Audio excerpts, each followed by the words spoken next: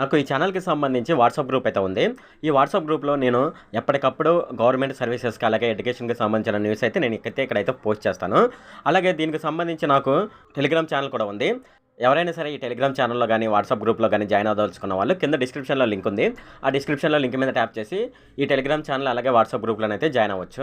Hi friend, ఈ వీడియోలో నేను చెప్పేది ఏంటంటే ఫ్రెండ్స్, మనకు భారత రాజ్యాంగంలోని 21A అధికరణ ప్రకారం ఎవరైతే పిల్లలు 6వ తరగతి నుంచి 14 సంవత్సరాల మధ్య ఉంటారో వాళ్ళైతే ఉచితంగానైతే విద్యనైతే పొందవచ్చు అనమాట. అది గవర్నమెంట్ స్కూల్లో కాదు, ప్రైవేట్ స్కూల్లో కూడా ఉచితంగా విద్యనైతే పొందవచ్చు అనమాట. అయితే ప్రైవేటు అన్ఎయిడెడ్ పాఠశాలలు ఉంటాయి కదా, విద్యనైతే పొందవచ్చు అనమాట. మొత్తం స్కూల్లో 100 మంది ఒక క్లాస్లో ఉంటే వాళ్ళలో 25% మంది ఉచిత విద్యనైతే పొందవచ్చు అనమాట.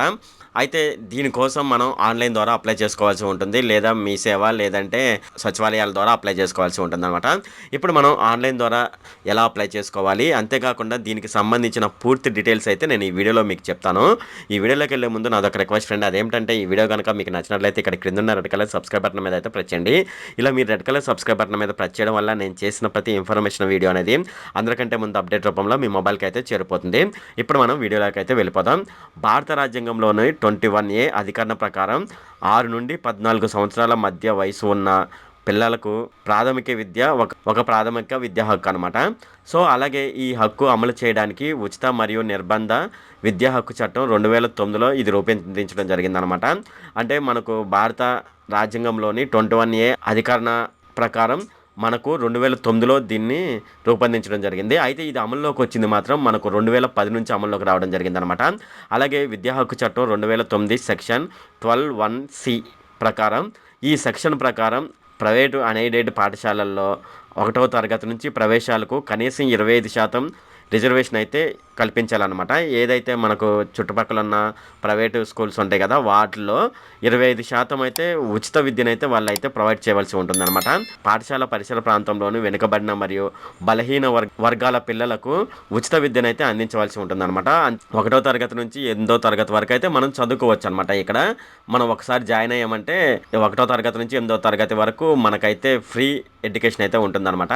అయితే ఈ చట్టం అనేది ఇంతవరకు అమల్లోకి రాలేదన్నమాట. అంటే అది 2010లో దీన్ని అమల్లోకి రావడం జరిగింది. అయితే దీన్ని ప్రాక్టికల్గా ఇది బయటికి రాలేదన్నమాట. ఇది ఎప్పుడు వచ్చిందంటే మనకు అమల్లోకి వచ్చిన సంవత్సరం 2022-23వ సంవత్సరంలో ఇది ప్రాక్టికల్గా రావడం జరిగింది. అంతేకాకుండా ఈ అమలు విద్య ఇతర రాష్ట్రాలతో పోలిస్తే మన రాష్ట్రంలో ఎలా ఉందనేది ఇప్పుడు మనం చూద్దాం.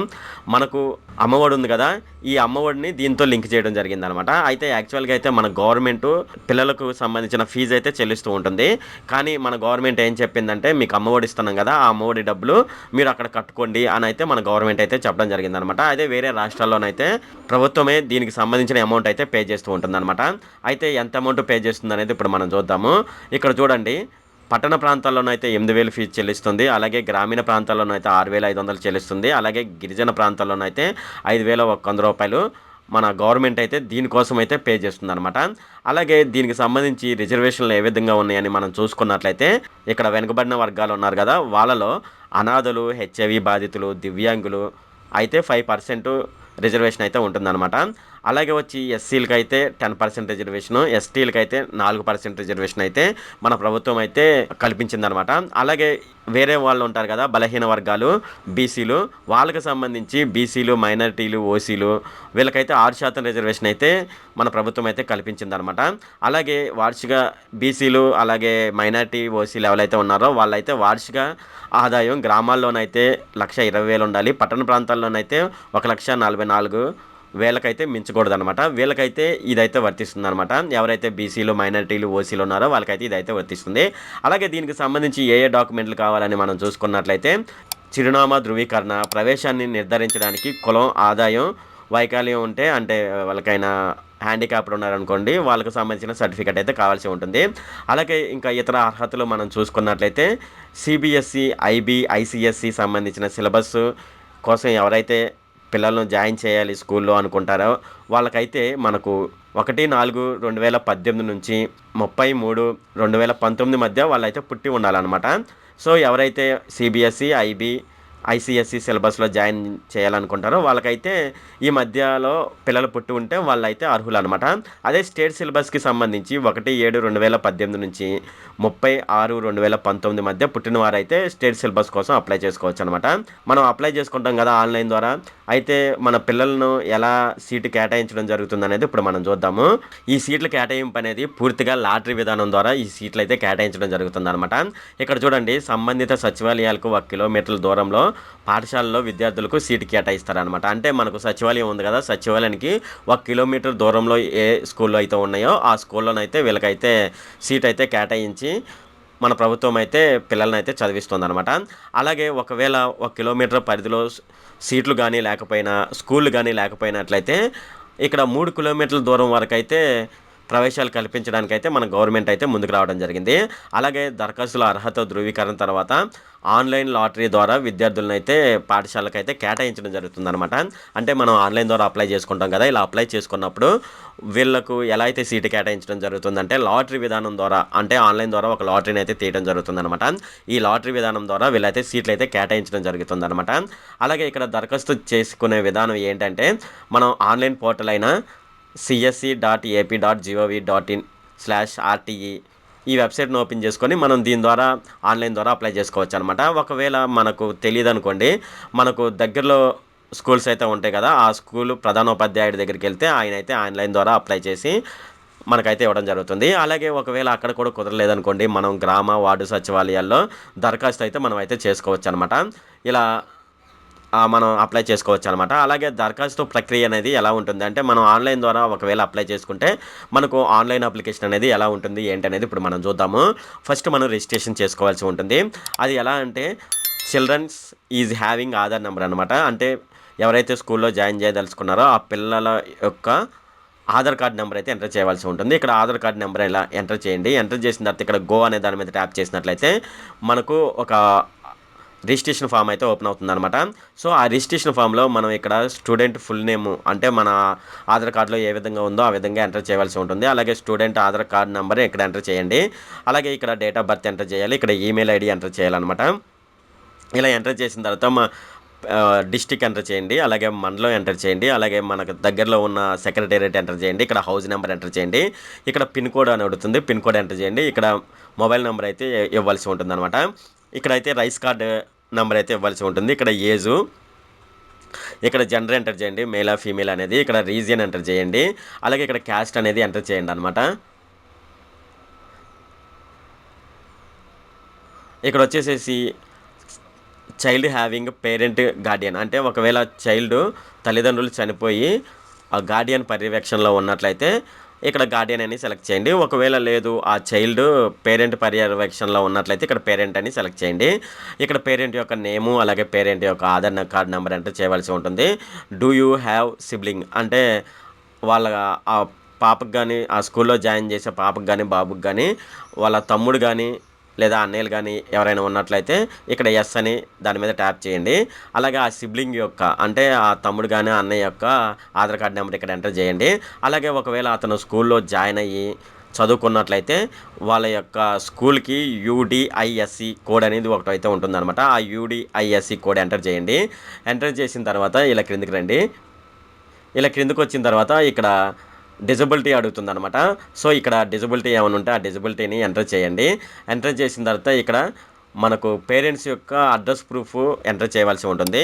అయితే పేరెంట్స్ యొక్క అడ్రస్ ప్రూఫ్ కోసం మనం ఏమి డాక్యుమెంట్ సబ్మిట్ చేయాలని మనకు డౌట్ అయితే ఉంటుంది. ఇక్కడ చూడండి, క్లిక్ హియర్ అని ఉంది. ఇక్కడ ట్యాప్ చేసినట్లయితే ఏ డాక్యుమెంట్లు కావాలని అడుగుతుంది అనమాట. మనకు సింపుల్గా చెప్పాలంటే మన ఆధార్ కార్డు అడ్రస్ ప్రూఫ్ కానీ అయితే పనిచేస్తుంది అనమాట. సో ఇలా ఆధార్ కార్డు అప్లోడ్ చేసిన తర్వాత ఇక్కడ ట్యాప్ చేసి ఇక్కడ రిజిస్టర్ అనే దాని మీద ట్యాప్ చేసినట్లయితే మనకు ఇదైతే రిజిస్టర్ అయిపోతుంది అనమాట. ఒకవేళ అది రిజిస్టర్ అయిపోయిన తర్వాత మనకు ఒక యూజర్ నేమ్ వస్తుంది అనమాట. ఇక్కడ యూజర్ నేమ్ ఎంటర్ చేసి ఇక్కడ పాస్వర్డ్, అలాగే ఇక్కడ చూపిస్తున్న క్యాప్చా కోడ్ ఎంటర్ చేసి ఇక్కడ లాగిన్ అనే దాని మీద ట్యాప్ చేయండి. ఇలా ట్యాప్ చేసిన తర్వాత ఇలా క్రిందికి రండి. ఇలా క్రిందికి వచ్చిన తర్వాత మీరు ఇక్కడ రిజిస్ట్రేషన్ అయిపోయింది కదా, మీకు ఇక్కడ స్కూల్ అయితే సెలెక్ట్ చేసుకోవాల్సి ఉంటుందన్నమాట. అయితే స్కూల్ సెలెక్ట్ చేసుకోవడానికి ఇక్కడ డిస్టిక్ ఎంటర్ చేయండి. ఇక్కడ మండలం ఎంటర్ చేయండి. అలాగే ఇక్కడ మనకు దగ్గరలో ఉన్న సచివాలయం ఉంటే ఎంటర్ చేయండి. ఇక్కడ డిస్టెన్స్ ఇన్ కిలోమీటర్స్ అని ఎంటర్ చేయండి. 1 కిలోమీటర్ అంటే మనకు 1 కిలోమీటర్ పరిధిలో ఏ స్కూల్ అయితే ఉన్నాయో ఆ స్కూల్ అయితే చూపిస్తుంది. ఒకవేళ మనం ఇక్కడ 3 కిలోమీటర్ల వరకు మనకు పరిమితి ఉంది కాబట్టి ఇక్కడ 3 కిలోమీటర్లు ఎంటర్ చేసి ఇక్కడ గో అనే దాని మీద ట్యాప్ చేసినట్లయితే 3 కిలోమీటర్ల పరిధిలో మనకు ఏ స్కూల్ ఉన్నాయి అనేది మనకు చూపిస్తుందనమాట. ఇక్కడ 1 కిలోమీటర్ అని ఉంది కదా! 1 కిలోమీటర్ అని ట్యాప్ చేసి ఇక్కడ గో అనే దాని మీద వే ప్రెస్ చేయడం జరిగిందనమాట. అయితే ఇక్కడ మనకు స్కూల్ లిస్ట్ అయితే ఇక్కడైతే చూపిస్తుందనమాట. మనం ఇక్కడ దీని మీద ఇలా ట్యాప్ చేసినట్లయితే ఇక్కడ యాడ్ అయిపోతుందనమాట. సో, ఇక్కడ చూడండి లిస్ట్ ఆఫ్ స్కూల్స్ అని ఉంది. ఇక్కడేమో లిస్ట్ ఆఫ్ సెలక్షన్ స్కూల్స్ అని ఉంది. ఇక్కడ సెలెక్ట్ చేస్తే ఇక్కడికి వచ్చేస్తుందనమాట. ఇలా వచ్చిన తర్వాత మీరు ఏం చేస్తారంటే ఒకవేళ ఇక్కడ నుంచి తీసేయాలనుకోండి, మనం దీని మీద ట్యాప్ చేసినట్లయితే మళ్ళీ బ్యాక్‌కి వెళ్ళిపోతుందనమాట. సో, ఇక్కడ మనం స్కూల్స్ సెలెక్ట్ చేసుకున్న తర్వాత ఇక్కడ ఫైనల్ సబ్మిషన్ అని ఉంది కదా! దీని మీద ఒకసారి ట్యాప్ చేయండి. ఇక్కడ ఫైనల్ సబ్మిషన్ అనే దాని మీద ట్యాప్ చేసిన వెంటనే ఇది ఆన్‌లైన్ అప్లికేషన్ ఫామ్ అయితే వాళ్ళకైతే వెళ్ళిపోతుందనమాట. ఇలాగా ఫైనల్ సబ్మిషన్ అయితే చేసుకోండి. చేసుకున్న తర్వాత ఇక్కడ చూడండి వెబ్ ఆన్‌లైన్ ద్వారా మనకైతే ఇలాగైతే చూపిస్తుందనమాట. ఇలా చూపించిన తర్వాత మనకు ఏ స్కూల్ కావాలో ఆ స్కూల్ అయితే సెలెక్ట్ చేసుకోవాల్సి ఉంటుందనమాట. సో, ఇక్కడ ఫైనల్‌గా మనకు ఏ స్కూల్‌లో మనకు అడ్మిషన్ దొరికిందనేది వాళ్ళైతే డీటెయిల్స్ అయితే మనకి ఇవ్వడం జరుగుతుందనమాట. ఇది ఈ విధంగానైతే మనం ఆన్‌లైన్ ద్వారా చిన్నపిల్లలకు సంబంధించి 25% రిజర్వేషన్ కోసం అయితే ఈ విధంగానైతే అప్లై చేసుకోవచ్చనమాట. అలాగే దీనికి సంబంధించి కొంతమందికి కొన్ని డౌట్స్ అయితే ఉన్నాయి. ఆ డౌట్స్ ఏంటనేది కూడా వాళ్ళైతే ఇక్కడ ఇవ్వడం జరిగింది. ఇక్కడ మీరు చూసుకున్నట్లయితే ప్రైవేటు పాఠశాలలకు పుస్తకాలు, యూనిఫామ్‌లు మరియు వాటికి ఇతర ఫీజులు తల్లిదండ్రులు చెల్లించాలా? పాఠశాలల్లో ఎలాంటి సౌకర్యాలు ఉచితంగా లభిస్తాయి? అనైతే ఒక క్వెషన్ అయితే ఉంది. దీనికి ఆన్సర్ వచ్చేసేసి పుస్తకాలు, యూనిఫామ్‌లు మొదలగు పాఠశాలలో ఉచితంగానే ఇవ్వడం జరుగుతుందనమాట.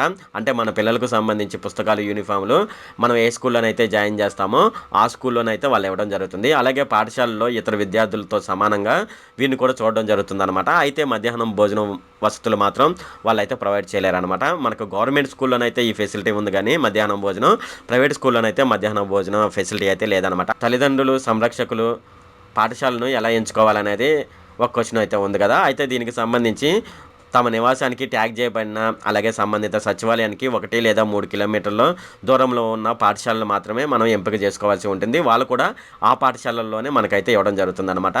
అలాగే మేము ఇల్లు మారాము కానీ నా ఆధార్ కార్డు మునుపటి ఇంటి చిరునామా ఉంది.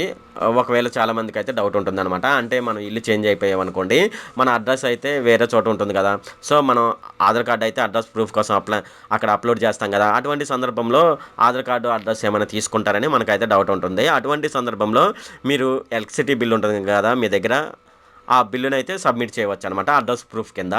అలాగే క్రిందకొచ్చినట్లయితే ఇక్కడ ఒకవేళ పాఠశాలలో ఏమైనా సమస్యలొస్తే అంటే మన పిల్లల్ని సరిగ్గా చూడకపోయినా, మన పిల్లలకు సరిగ్గా చదువు చెప్పకపోయినా అనేది వేరియేషన్స్ అయితే ఉంటుంది కదా! ఎందుకంటే మన పిల్లలు 25% రిజర్వేషన్‌తో జాయిన్ అయ్యారు. మిగతా వోళ్ళేమో పూర్తి ఫీజుతో జాయిన్ అవ్వడం వల్ల అక్కడ ఉపాధ్యాయులు గానీ, లేదంటే టీచర్స్ గానీ సరిగ్గా కేర్ తీసుకోకపోతే మనం ఎవరికి కంప్లెయింట్ ఇవ్వాలి?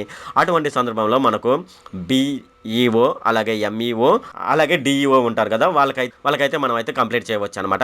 అలాగే దీనికి సంబంధించి ఇంకా ఫోన్ నంబర్లు కూడా వాళ్ళైతే ఇవ్వడం జరిగిందనమాట. దీనికి సంబంధించి ఏమైనా డౌట్లు ఉన్నట్లయితే వీళ్ళకి ఫోన్ చేసి మనకు ఉన్న సమస్యలనైతే రెక్టిఫై చేసుకోవచ్చనమాట. ఈ విధంగా మనమైతే ఆన్‌లైన్ ద్వారా ఎవరైతే చిన్నపిల్లలు ఉన్నారో వాళ్ళ ఉచిత విద్య కోసం అయితే ఈ విధంగానైతే అప్లై చేసుకోవచ్చనమాట. ఇది ఫ్రెండ్ ఈ వీడియో గనుక మీకు నచ్చినట్లయితే ఇక్కడ క్రిందున్న రెడ్ కలర్ సబ్స్క్రైబ్ బటన్ మీద అయితే ప్రెస్ చేయండి. అలాగే ఈ వీడియోని మీ ఫ్రెండ్స్ అండ్ ఫ్యామిలీ మెంబర్స్‌కి అయితే షేర్ చేయండి. అలాగే ఈ వీడియో సంబంధించి ఏమైనా కామెంట్లు ఉన్నాయనుకోండి నాకు తప్పనిసరిగా క్రిందున్న కామెంట్ సెక్షన్‌లో అయితే తెలియజేయండి. ఈ వీడియో ఇంతే friend. Okay. Thank you friend.